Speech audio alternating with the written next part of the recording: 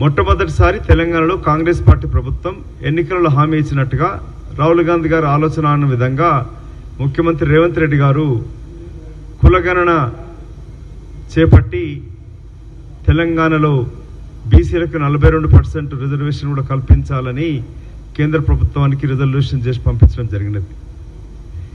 ఇవాళ కేంద్ర ప్రభుత్వం నిర్ణయం తీసుకుంటూ రేపు జరగబోయే జనగణనలో కులగణన కూడా చేరుస్తామని చెప్పడం హర్షించదగ్గ విషయం, ఆహ్వానించదగ్గ విషయం. ఇది రాహుల్ గాంధీ గారి యొక్క వ్యక్తిగత విజయమే కాదు, యావత్తు కోట్లాది మంది బీసీ వర్గాలకు, ఎస్సీ ఎస్టీ అణగారిన వర్గాలకి చేస్తున్న పోరాటానికి ఒక నిదర్శనంగా, విజయంగా భావిస్తూ కేంద్ర ప్రభుత్వ నిర్ణయాన్ని స్వాగతిస్తూ కేంద్ర ప్రభుత్వానికి ఇంకొక విన్నపం, తెలంగాణ రాష్ట్ర ప్రభుత్వం కులగణన చేపట్టినాక శాస్త్రీయంగా కులగణన చేపట్టి 42% రిజర్వేషను 42% రిజర్వేషన్ ఓబీసీలకు పెంచాలని నిర్ణయం తీసుకొని పంపించింది. కులగణన అనేది స్టేట్ ఒక యూనిట్గా ఉండాలి. కేంద్ర ప్రభుత్వం నిర్ణయం మంచిదే, కానీ దానిని రాష్ట్రాన్ని ఒక యూనిట్గా తీసుకోవాలి. ఎందుకంటే కొన్ని కులాలు ఒక రాష్ట్రంలో బీసీలో ఉంటే పక్క రాష్ట్రం కర్ణాటకలో ఎస్సీలలో ఉన్నాయి. బోయ కులమే కావచ్చు, ఇంక కొన్ని కులాలు అట్లా ఉదాహరణ తీసుకుంటే. కానీ గత ప్రభుత్వం తెలంగాణ ఏర్పడ్డాక బీఆర్ఎస్ పార్టీ ప్రభుత్వం కేసీఆర్ గారు కులగణన చేపట్టి సమగ్ర సర్వే చేపట్టి దాన్ని తన రాజకీయ అవసరాల కొరకు వాడుకున్నాడు. యాదవులుంటే గొర్రెలు బర్రెలు ఇచ్చేటట్టు వాళ్ళకి, ముదిరాజులుంటే చేప పిల్లలు పెంపడానికి కొరకు అంటూ కులగణని బయటికి తెలియపరచకుండా పూర్తిగా తన రాజకీయ అవసరాల కొరకు వాడుకున్న దుర్మార్గపు పార్టీ టీఆర్ఎస్ బీఆర్ఎస్ పార్టీ. ఆ పార్టీ అధ్యక్షుడు చంద్రశేఖరరావు. ప్రధానమంత్రికి మాకు విన్నపం ఏంటంటే, కులగణన మీరు చేపడతా అని చెప్పడం కేబినెట్ నిర్ణయం స్వాగతమే, కానీ దానిని మీ సొంత గుప్పిట్లో పెట్టుకోకుండా కులగణన జరిపినాక కులాల ప్రాతిపదికన, జనాభా ప్రాతిపదికన దేశంలో ఉన్న సంపదని పంపం చేయడానికి కొరకు దీన్ని వాడుకోవాలని మా విజ్ఞప్తి. చంద్రశేఖరరావు లాగా మీరు సొంత పార్టీ అవసరాల కొరకు దీన్ని వాడుకోవద్దు. దీన్ని చేపట్టినాక తిమ గుప్పిట్లో పెట్టుకుని బహిర్గతం చేయకుండా రాజకీయ అవసరాలకు వాడుకోవద్దనేది మా విజ్ఞప్తి. ఏప్రిల్ 2న తెలంగాణ నుంచి బీసీ సంఘాలు సోదరుడు జాజుల శ్రీనివాస్ గారు ఆధ్వర్యంలో జరిగినది. ముఖ్యమంత్రి రేవంత్ రెడ్డి తోడుకొని ఎంతోమంది పార్లమెంట్ సభ్యులు పాల్గొనడం జరిగినది. రాహుల్ గాంధీ గారు పదే పార్లమెంట్లో బయట కాంగ్రెస్ పార్టీని పథకానికి వస్తే కులగణన చేపట్టి తీరుతామని చెప్తూ వచ్చినాడు.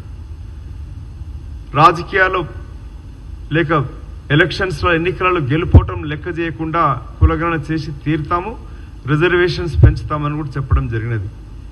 బీహార్ రాష్ట్రం 69% దాకా ప్రతిపాదించినది.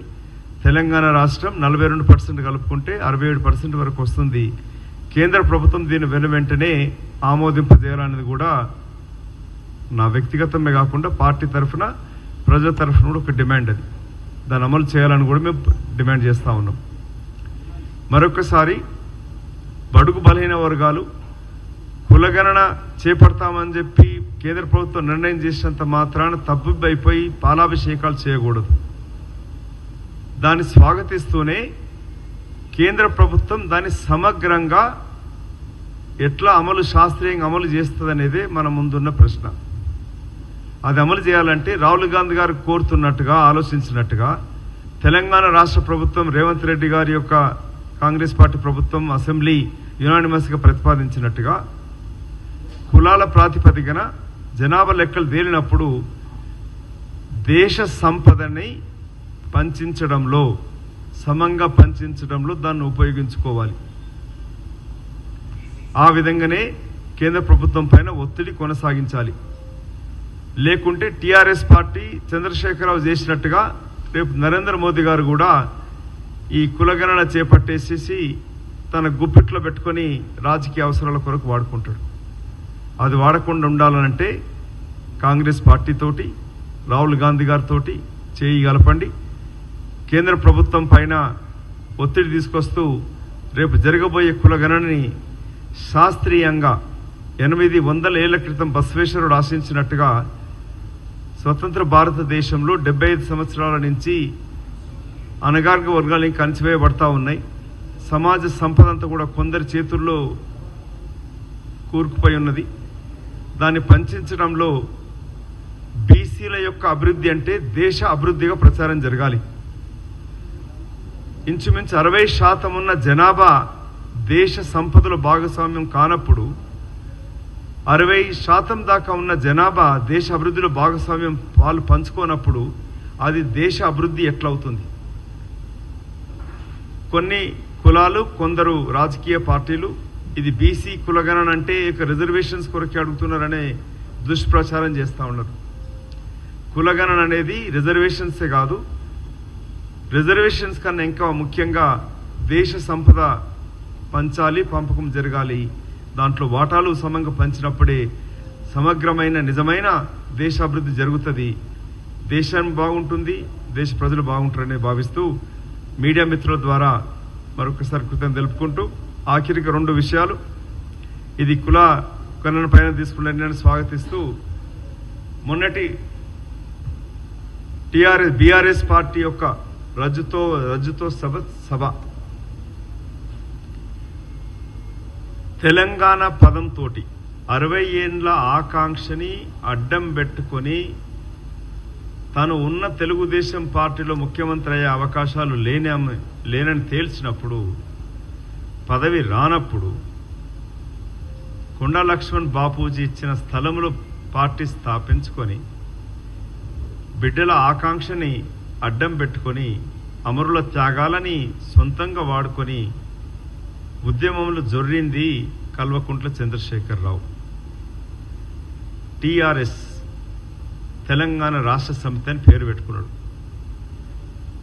తెలంగాణ రాష్ట్రం కేవలం సోనియా గాంధీ వల్లనే సాధ్యమైందని సాక్షాత్తు అసెంబ్లీలో చెప్పిన వ్యక్తి. అది చరిత్ర, ఎవరు కాదనలేరు, రాయలేరు. కేవలం సోనియా గాంధీ వల్లనే అప్పటి ప్రభుత్వం తెలంగాణ రాష్ట్ర ఏర్పాటు చేసింది, రాజకీయ లబ్ధి కొరకు కాకుండా. రాష్ట్ర ప్రజల అభివృద్ధి కొరకై తెలంగాణ రాష్ట్రం ఏర్పాటు చేసింది కాంగ్రెస్ పార్టీ అవుతే, రాజకీయ లబ్ధి కొరకే, పదవుల కొరకే ఉద్యమంలో జొర్రింది కల్వకుంట్ల చంద్రశేఖరరావు.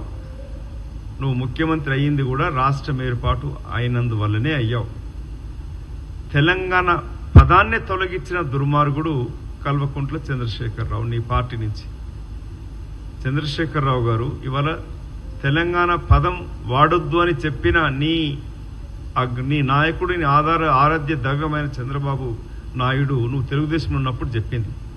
నువ్వు అదే తెలంగాణ పదాన్ని పార్టీ నుంచి తుడిపేసి భారత రాష్ట్ర సమితి అని పెట్టుకున్నావు. కాబట్టి నీకు తెలంగాణ నూకలు జల్లినాయి. తెలంగాణలో నీ పార్టీకి తిరిగి అధికారం వచ్చే ఆస్కారము లేదు, అవకాశము లేదు, అర్హత కూడా లేదు. ఈ 15 నెలల్లో ఏం అభివృద్ధి అనేది మా ముఖ్యమంత్రి, మంత్రులు నీకు జవాబిస్తారు. నువ్వు ఎక్కడికైనా చర్చకు రండి, కూర్చోండి.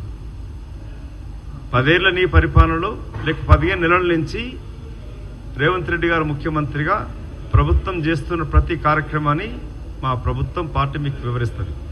కానీ తెలంగాణ పదాన్ని తొలగించుకున్న దుర్మార్గపు పార్టీ తెలంగాణ తిరిగి అధికారం రావద్దు, రాకూడదు, రానియ్యము అని తెలంగాణ ప్రజలు కోరుకుంటున్నారు, తెలంగాణ సంఘాలు కోరుకుంటున్నారు. ధన్యవాదాలు.